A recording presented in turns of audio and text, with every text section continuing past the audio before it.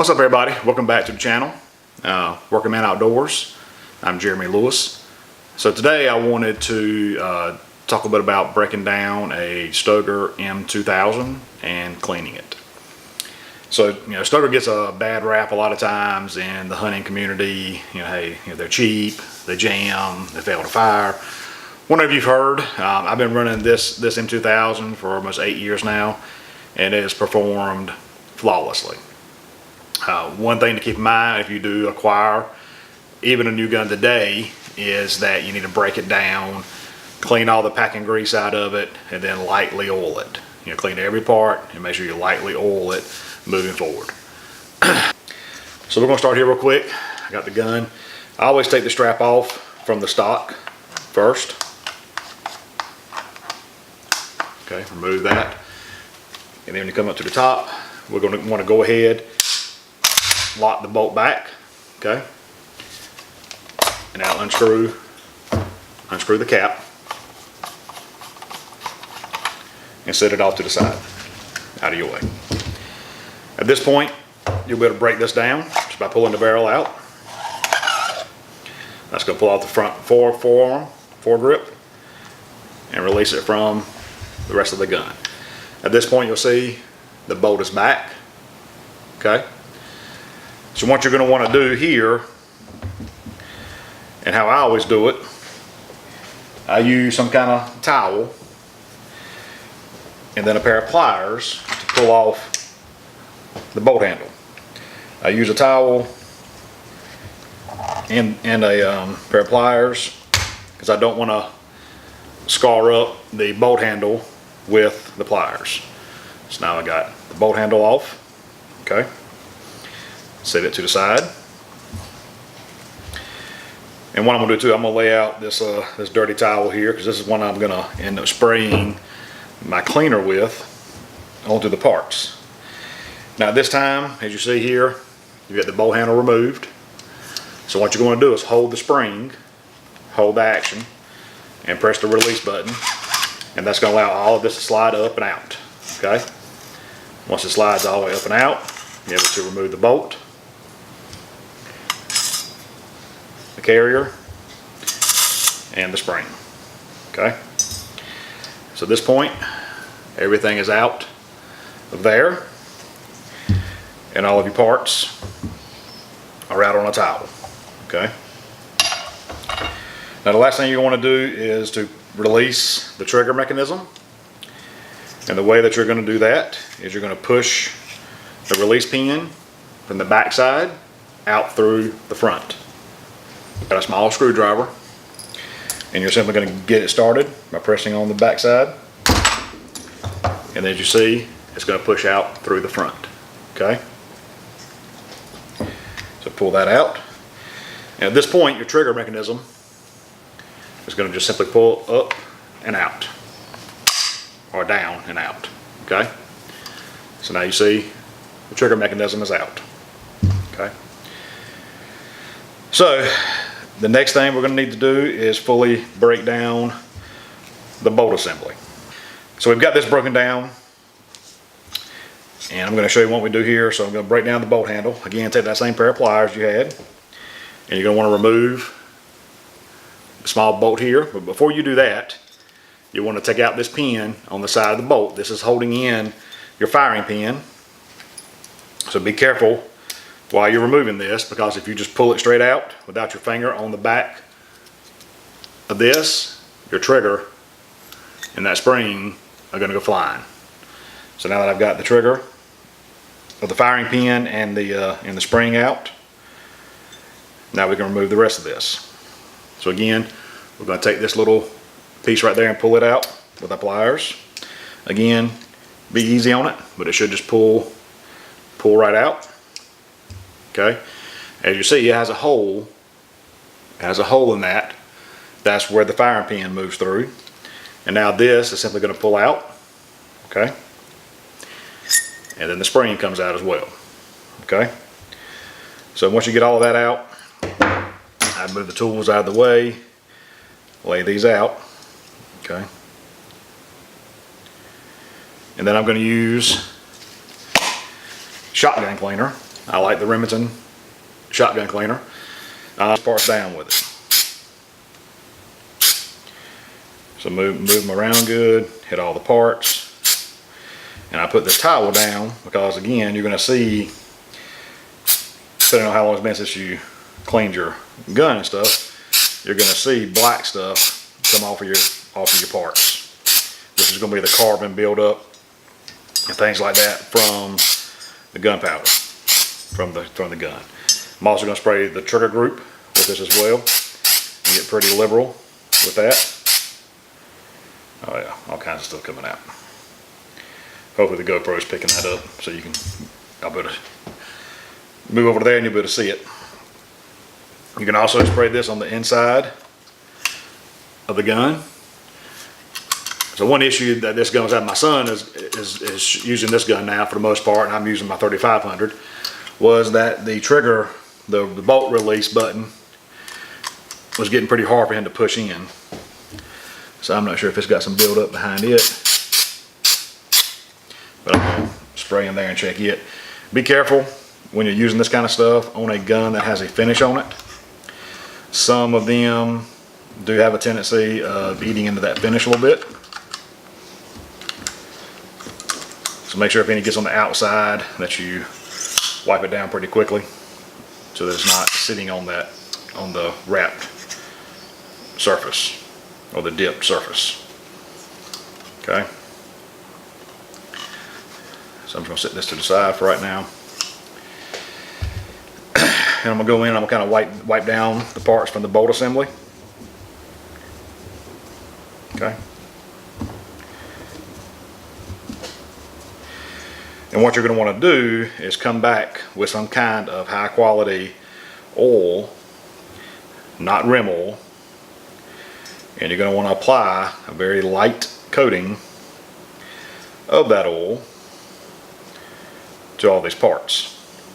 Because what it's going to do is going to kind of make your stuff look hazy when you spray that shotgun cleaner on it. Because again, it's basically taking all the oil residue, carbon buildup, it's removing all of that from that assembly. And something else that I like to do on the inside of this bolt is the spring that goes in there is pretty large. If I can find it.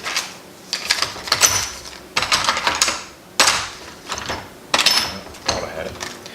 But I like to take some kind of soft, fat, tipped, something that's soft, and stick it in. Like I always take this in through the back of the bolt handle where the firing pin mechanism goes, just to kind of clean it out a little bit. You can also apply some oil here and reapply that. So at this point everything is pretty dry because like I said that shotgun cleaner evaporates pretty quick. But you're going to need to apply some oil back to it. And one I found that I like the best is M Pro 7 Gun Oil LPX. This is one I like. This is one I use. I'm not paid by them, sponsored or anything. But it's one I found that I think works the best. You know, my duck hunting is done mainly in swamps and North Carolina. I do go to Arkansas, but a lot of it's swamp hunting. These guns are wet and nasty every time you go out in them. So I simply take a little bit of this, I apply it to a little microfiber cloth right on where my finger is, and then I just lightly apply a coat of this over all the parts. If you've got a build up where you can actually see the oil, enough to where it could run, you've got too much on it. Okay, so apply that everywhere, especially any metal on metal places. The other thing it's doing is protecting this. Like I said, these guns are going to get wet. You want to try to prevent rust whenever possible, and this is going to help do that. So once you have a little bit applied, as you see, that's now looking black and shiny. There's no excessive amounts anywhere, and that'll be the right amount of applied there. Do the same thing to this assembly, the extractor.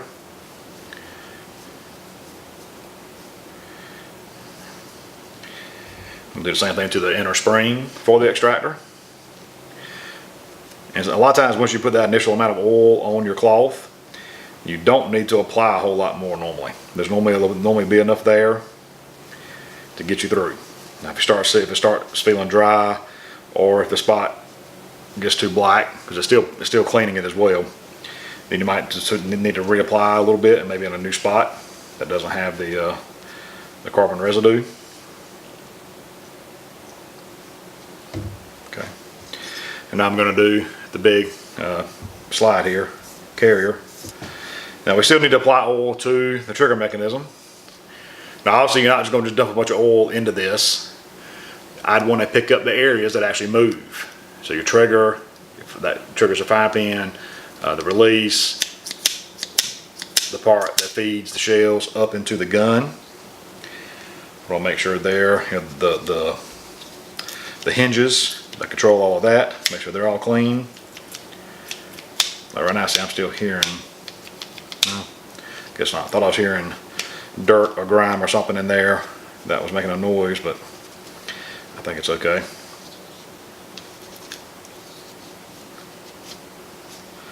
So now that I've wiped off all the residue, I'm gonna come back and add a little bit of the oil. So again, you can kind of see like where this little hinge is down inside the firing, and just put us a little bit of oil right there. Apply a little bit here. I got a little carried away there, and that's fine. If you get a little bit extra, just take a cloth, just kind of dab it and wipe it, and then work it a little bit. It'll help work it in.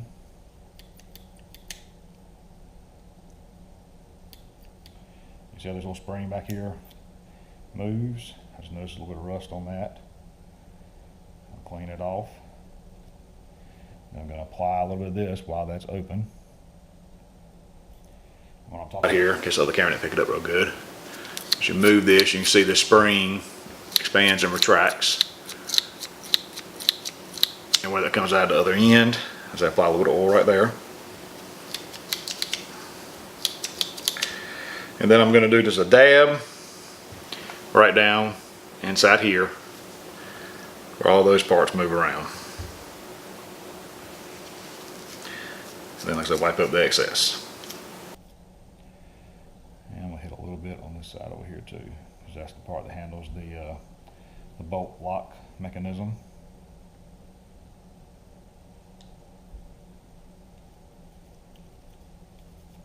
Once we get this all back together, we'll work it several times to make sure that everything is got plenty of oil dispersed through all of the actions. Okay. And so your bolt, the spring goes right inside there. Your extractor goes inside of that part, and then it'll line up. You'll see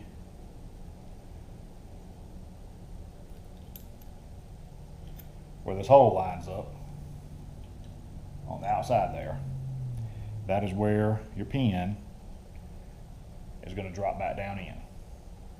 And you want to make sure the hole that's in that is lined up with the back, because that is where the firing pin is going to go through. So now I'm going to get my firing pin with the spring, insert it in the back, just like this. Okay. And then if it goes in all the way, you'll know you got everything lined up correct, and then when you release the ejector, you'll see it spring forward. That's telling you that the spring's working. But then you're going to take this little pin and insert it into the side. And then press it all the way in. You should be good to go now. That's long. I'll put the bolt back together first. And so your bolt, the spring, goes right inside there. Your extractor goes inside of that part, and then it'll line up. You'll see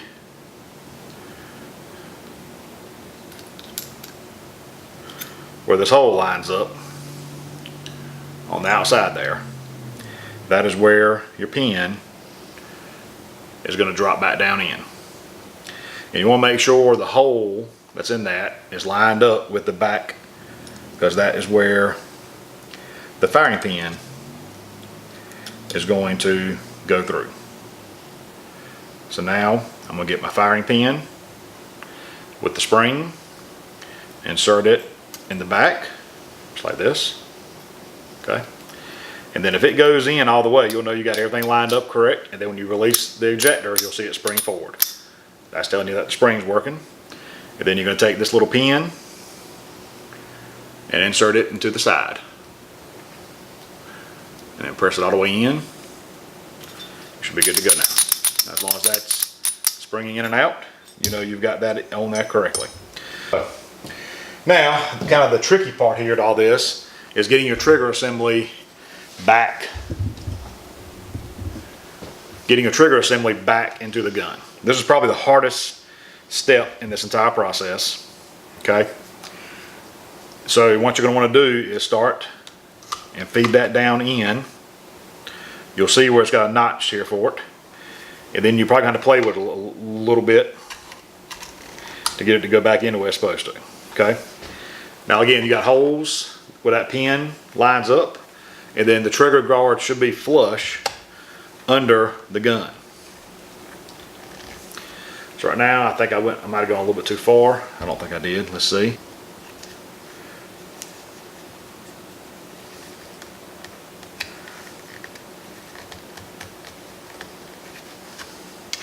Again, if you look through this hole, you should see a complete hole circle through there, so you'll know you got everything lined up correctly. And then what I like to do a lot of times is just put some kind of cloth on top of this pin, then just pop it down into place. And then once you get it completely where it's supposed to be, I like taking the end of a screwdriver, just the end of a screwdriver, and pop down on top of that pin to make sure it's all the way down in there, like it's supposed to be. Once it's in correctly, it'll be flush. And you want to make sure, you see, I think I messed up. So right now, the bolt release is not pushing. So this is what I was talking about earlier. This is where it gets a little bit tricky at times, to where if you don't have that in there exactly right, it can cause that not to work correctly. So I'm just going to pop this back out, pull the trigger assembly back down some,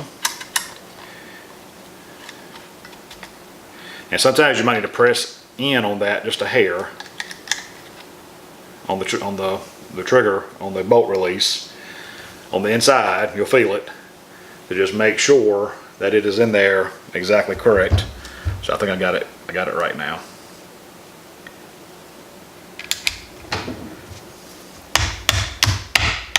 Let's see.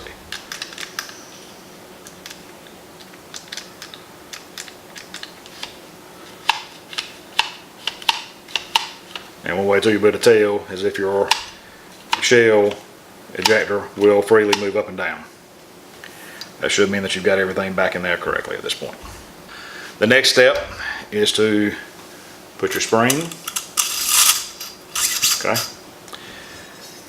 Your bolt carrier is going to go right back over top of this. Then it's going to line up with the these little grooves here that lines back up with. Your bolt assembly is going to go right on top of that. It's got little spaces there where it goes. And then it should slide in all by itself. At this point, if you'll press your bolt lock button, slide it all the way back, it's going to lock into place. And now you're able to reinstall your bolt handle. So I'm going to put it right there. And then what I like to do again, I'll take a cloth, put on top of that, and then just give it a good tap. And now it's in, okay? So now that that's in, and one thing we didn't really talk about yet was the barrel itself. Looking through here, it's pretty clean. I'd actually just cleaned this not long ago, but I do have a bore snake that I will run through this when it does get filed up. So with everything still here together, you're simply going to put this on top, Slide it down.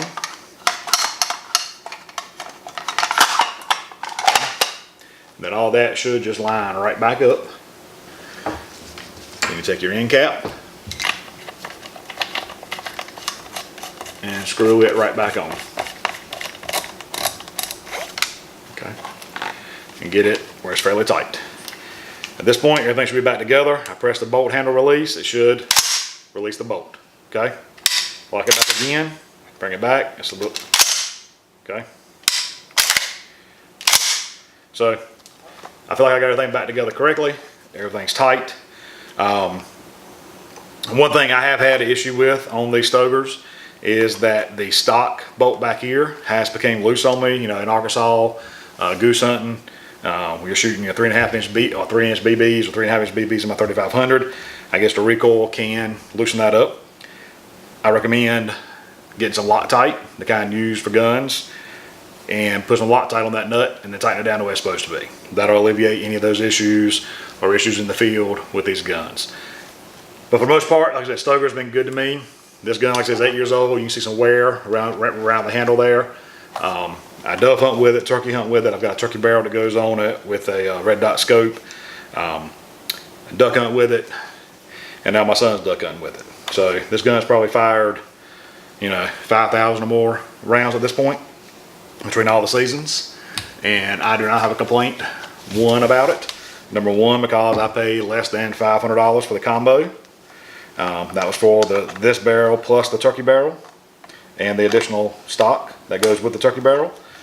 You know, I bought my M3500 used off a guy for less than $500, and there's a good chance I might be trying to get me the new 3500 that has the Cerakoted barrel in the near future too. So again, any questions you have on that, give us a follow, subscribe to our channel.